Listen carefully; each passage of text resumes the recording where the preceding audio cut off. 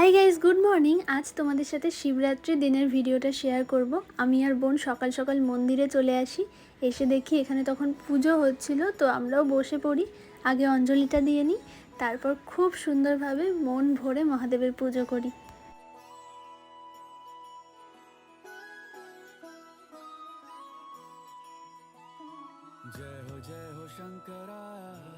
পুজো শেষে মাসির বাড়ি যাই, কারণ অনেক দিন পকি সোনার সঙ্গে দেখা হয় না, তাই ওকে একটু আদর করি গিয়ে।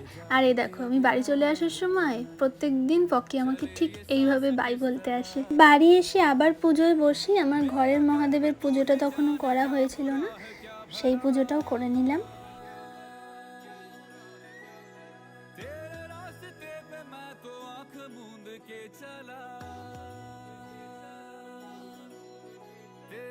ব্যাস, পুজো দেওয়া শেষ। তারপর সাবু প্রসাদ খেয়ে উপোস ভাঙলাম।